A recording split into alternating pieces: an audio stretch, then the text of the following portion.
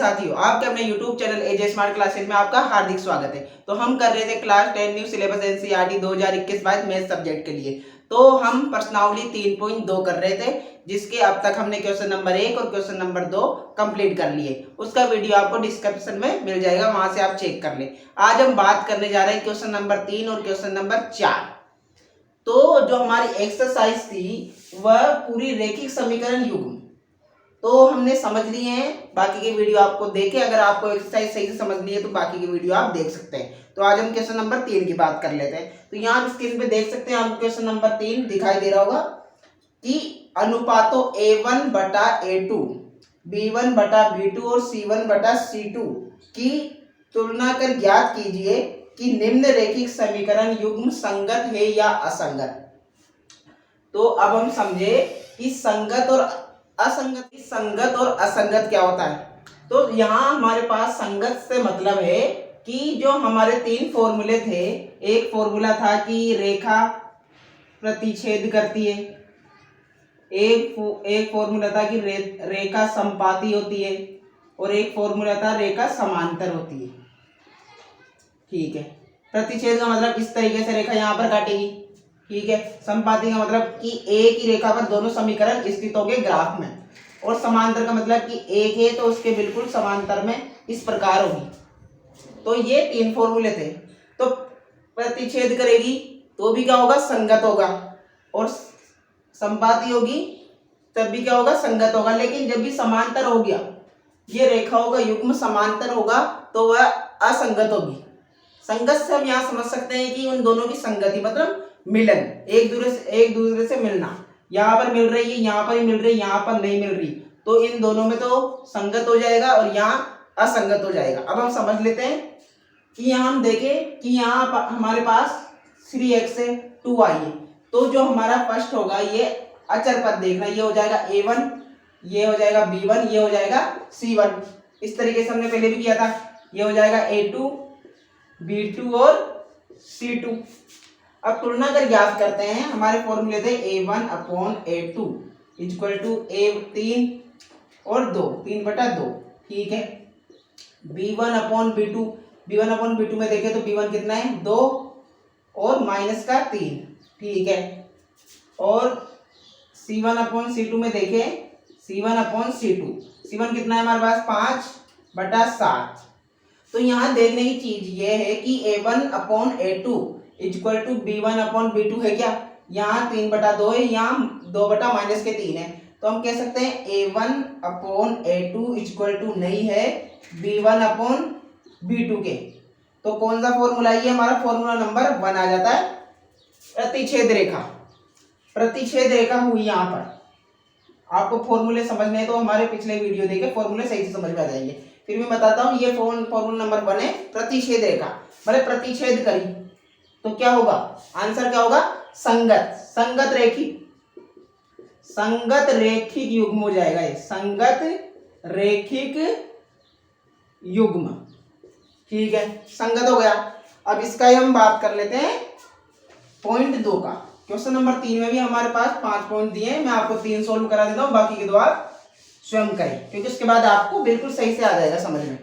तो ठीक है, अब हम लिख लेते हैं हमारा सेकंड जो आता है 2x minus 3y equal to 8, और जो दूसरा आता है वह है 4x minus 6y equal to 9। ठीक है, इस प्रकार। अब हमें उस तरीके से ही करना है। ये हो जाएगा A1, B1 और C1, A2, B2 और C2। ठीक है, अब फॉर्मूले में हम डाल देते हैं A1 upon A2 equal to 2 बटा 4। काट के कितने हो जाएंगे, 1 बटा 2 हो गए। ठीक है, अब यहां से हम करें B1 अपॉन B2 देखें तो B1 कितना है, माइनस का 3, और B2 कितना है, माइनस का 6। माइनस से माइनस कट गए, 1 बटा 2 आ गया। ठीक है, C1 अपॉन C2, तो C1 कितना है, 8, और C2 कितना है, 9। ठीक है, अब हम देखें कि ये तो 1 बटा 2 1 बटा 2 आ गया, ये दोनों तो मैच हो गए। तो हम कह सकते हैं A1 upon A2 equal to B1 upon B2 तो है, लेकिन क्या C1 अपॉन C2 भी है क्या, नहीं है, वो 8 बटा 9 है। तो ये हमारा फॉर्मूला नंबर आ जाता है हमारे पास फॉर्मूला नंबर 3 आ जाता है ये कि दो तो समांतर है इसमें, है ना, ए और बी तो उनका अनुपात तो समान आ गया लेकिन सी का नहीं आया, तो ये फॉर्मूला नंबर 3 हो गया। फॉर्मूला नंबर 3 हमारा था समांतर रेखा हो गई। अब समांतर रेखा क्या होती है, एक रेखा उसके सामने जस्ट दूसरी रेखा। अब जब रेखा एक दूसरे से न मिल रही है न काट रही है, मतलब उनकी संगति नहीं हो रही आपस में, तो क्या होगा, असंगत रेखिक युग्म, असंगत रेखिक युग्म साथी। ठीक है, असंगत रेखिक युग्म। अब इसका बात कर लेते हैं थर्ड की तरफ। ठीक है, इन फॉर्मूलों को आपको सही से समझ में आ जाएगा। अब इसका जो हम थर्ड देखें, वह थर्ड हमारे पास आता है 3/2 x plus 5/3 y equal to 7। ठीक है, और 9x minus 10y equal to 14। ठीक है, इस तरीके से ये हमारा A1 B1 और C1 इस तरीके से करना है हमें सभी में, A2 B2 और C2 हो गया। ठीक है, अब हम अनुपात के रूप में लिखें A1 अपॉन, पहले हम ऐसे करते हैं, अगर हम ऐसे करेंगे तो हमारा थोड़ी सी दिक्कत आ जाएगी आगे, तो पहले हम इस समीकरण को सोल्व कर लेते हैं वो एलसीएम वगैरह लेकर। ठीक है, तो हम देखते हैं इनका एलसीएम ले लेते हैं हम। 2 और 3 का हमारे पास एलसीएम क्या आ जाएगा, 6 आ जाएगा। ठीक है, 6 आया तो ये इसमें 3, तो 3 को हम गुणा करेंगे 3 से, तो क्या आ जाएगा 9x प्लस ये हो जाएगा 10y, ये 7। अब 6 को इससे हम मल्टीप्लाई कर देंगे, इधर भाग में तो गुणा हो जाएगा, तो 9x प्लस 10y 7 7 42 42 आ गया। ठीक है, अब मान लेंगे A1 मिटा देता हूं, B1 और C1 हो गए। ठीक है, अब A1 अपॉन A2 हम देखें तो A1 कितना है हमारे पास 9 और A2 कितना है 9, कट के कितना हो जाएगा 1 हो जाएगा। ठीक है, अब हम देखें B1 अपॉन B2 देखें तो B1 कितना है, B1 है हमारे पास 10 और उधर कितना है, यहाँ भी माइनस का 10। ठीक है, ये माइनस का 1 हो गया। अब हम देखें C1 अपॉन C2, तो C1 कितना है 7 और 14, ये कितने हो जाएंगे कट के 1/2, तो तीनों मतलब A1 upon A2 equal to नहीं है B1 अपॉन B2 और इक्वल टू नहीं है C1 अपॉन C2 के, तीनों ही नहीं है बिल्कुल।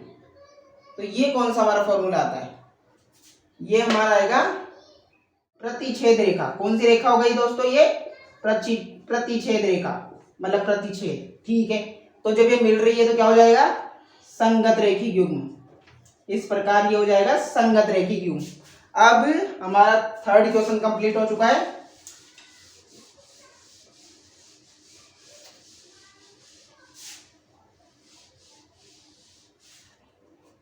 ठीक है दोस्तों, हमारा थर्ड क्वेश्चन कंप्लीट हो चुका है। उसमें कुल 5 क्वेश्चन थे, 3 मैंने आपको सोल्व करा दिए, 2 आप स्वयं कर लें बिल्कुल इस तरीके से। अब हम बात करते हैं फोर्थ क्वेश्चन पे, तो आप स्क्रीन पर देख सकते हैं, आपको फोर्थ क्वेश्चन दिखाई दे रहा होगा कि निम्नरेखिक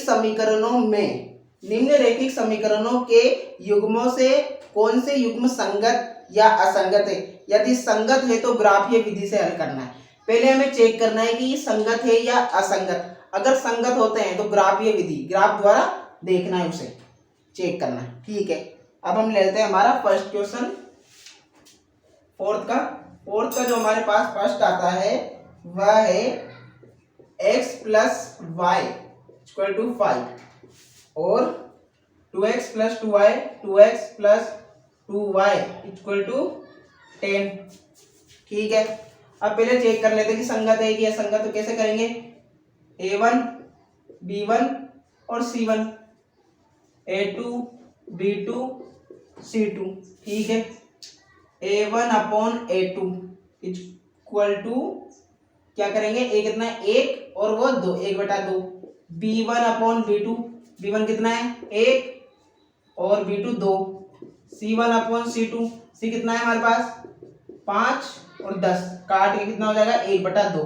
तो तीनों क्या हो गए, समान आ गए। तो हम कह सकते हैं A1/A2 equal to B1/B2 equal to C1/C2। तो कौन सी हो गई, ये समपाती रेखा हो गई। फॉर्मूला नंबर 2 के अकॉर्डिंग समपाती रेखा, समपाती है तो क्या होगा, संगत होगा। ठीक है ना, अभी हमने किया समपाती है तो क्या होगा, संगत होगा। अब ये संगत है तो हमें अब ग्राफीय विधि से हल करना है। तो ग्राफीय विधि से हल करेंगे तो यहाँ पे लिखते हैं ग्राफीय विधि,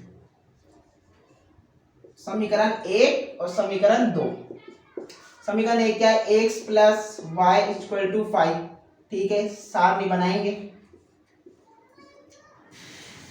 है ना। इसे हम ऐसा करते हैं कि y को उधर ले जाके मान लेते हैं x बराबर, या फिर y का मान निकालते हैं ऐसे कि y equal to 5 minus x. ठीक है, अब यहाँ दे हम x की जगह रखते हैं 0। 0 रखने पर क्या आया, y 5 आया। एक रखने पर कितना आया, 1 रखने पर हमारे पास आया 4, और 2 रखने पे कितना आया, 3 आया, इस प्रकार। ठीक है, अब समीकरण 2 देख लेते हैं। 2x plus 2y equal to 10। ठीक है, अब हम इसमें से 2 कॉमन ले लेते हैं। 2 कॉमन ले लिया, x प्लस वाई बच गए 10। अगर 2 अभी गुणा में 10 के पास बेचेंगे तो भाग में हो जाएगा।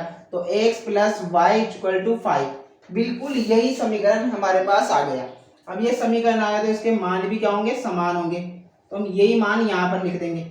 ठीक है, ये 0 रखने पर 5, 1 रखने पर 4 और 2 रखने पर 3। ठीक है, अब इस प्रकार आया तो इसका जो ग्राफ बनेगा वो किस प्रकार का बने, एक ही रेखा पर बनेगा क्योंकि समपाती रेखा है।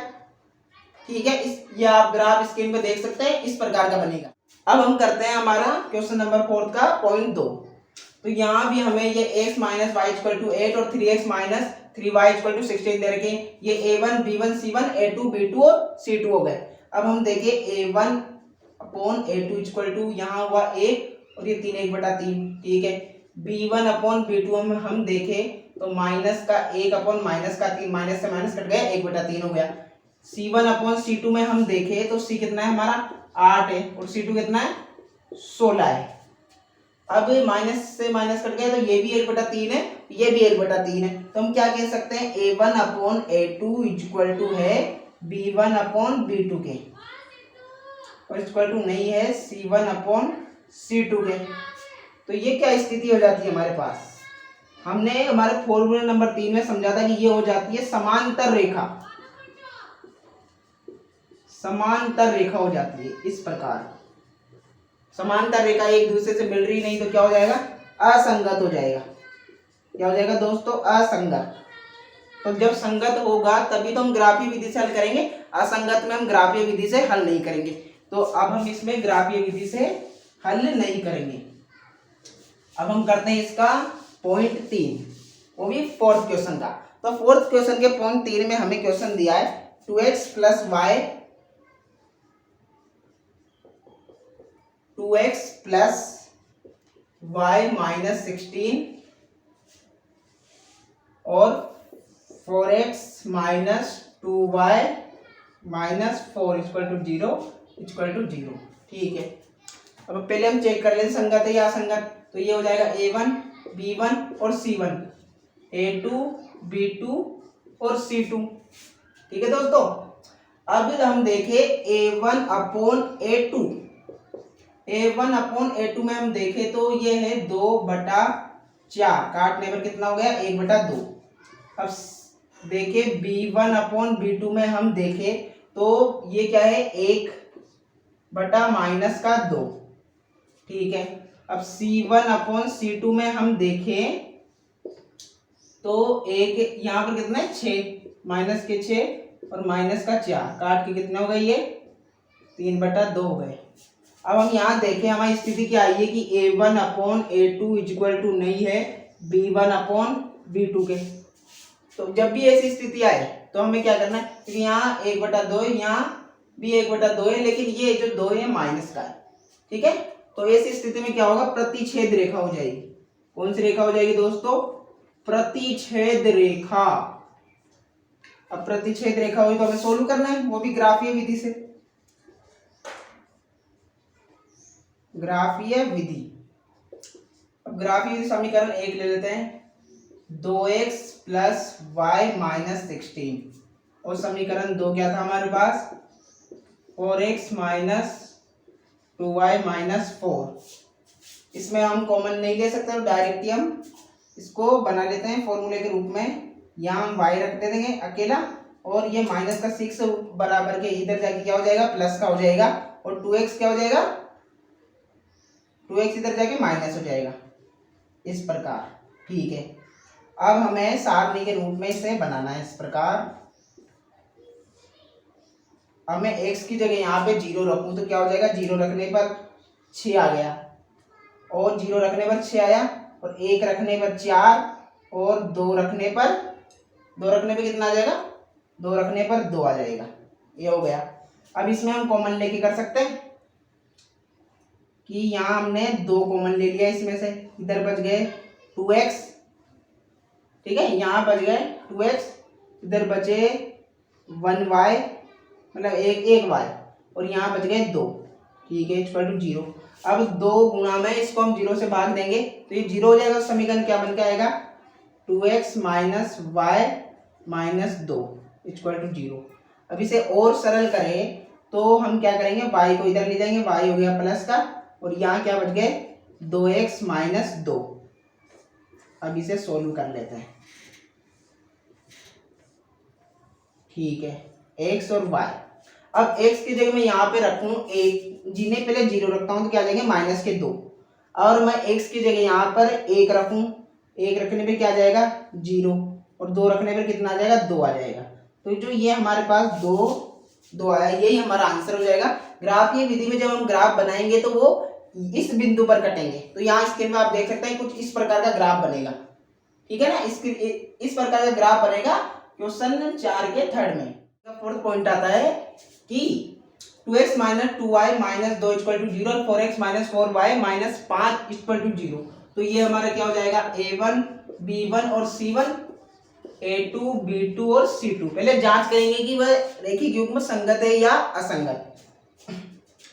तो हम करते हैं a1 अपॉन a2, ठीक है, तो ये कितना हो जाएगा 2, और a2 कितना है 4, काट के कितने हो गए 1/2, ठीक है। अब b1 अपॉन b2 के रूप में देखें तो ये क्या हो जाएगा माइनस के 2 और माइनस के 4, कट के क्या हो जाएगा 1/2, ठीक है। c1 अपॉन c2 के रूप में देखें, c1 कितना है माइनस का 2 और ये माइनस का 5, कट के 2/5 हो गया। अब हम देखें तो हमारे पास क्या आता है a1 upon a2 equal to है, ये 1/2 वो भी 1/2 इक्वल टू है b1 अपॉन b2 के, लेकिन इक्वल टू नहीं है c1 अपॉन c2 के। तो ऐसी स्थिति हमारी आती है फॉर्मूला नंबर 3 में। इसमें रेखा क्या होती है, इसमें रेखा होती है समांतर, समांतर कुछ इस प्रकार से, इस प्रकार से रेखा हो गई। तो रेखीय युग्म में क्या होगा असंगत होगा, क्योंकि जब वो मिल ही नहीं रही है ना काट रही है तो क्या होगा असंगत होगा। तो फोर्थ क्वेश्चन के फोर्थ ही पॉइंट थे वो हमारे पूरे हो चुके हैं। तो क्वेश्चन नंबर 3 और क्वेश्चन नंबर 4 हमारा कंप्लीट हो चुका है। आपको अगर समझ में आया तो कमेंट बॉक्स में बताएं, अगर कुछ भी रहा होगा कि ये आपको कोई चीज में डाउट है तो डाउट भी आप कमेंट बॉक्स में पूछ सकते हैं। उस डाउट को हम सुलझाने की या उसका प्रयास करेंगे उसको बेहतर बनाने का। तो आज का वीडियो हमारा कंप्लीट हुआ। आपको वीडियो कैसा लगा, वीडियो अच्छा लगा हो तो कमेंट बॉक्स में बताएं और वीडियो को लाइक जरूर करें। और हमसे जुड़े रहने के लिए क्लास 10 की मैथ को एक बेस्ट तरीके के साथ पढ़ने के लिए चैनल को सब्सक्राइब करें, ताकि आपको आने वाले ये जो सत्र है 2021-22 में बोर्ड परीक्षा में एक अच्छे रूप में नंबरों के लिए हमें मैथ को नहीं पढ़ना है, एक अच्छे तरीके से बेस्ट समझने के लिए, क्योंकि ये भी एक मैथ भी हमारी नॉलेज को सबसे ज्यादा बढ़ाता है। ठीक है, धन्यवाद, जय हिंद, जय भारत।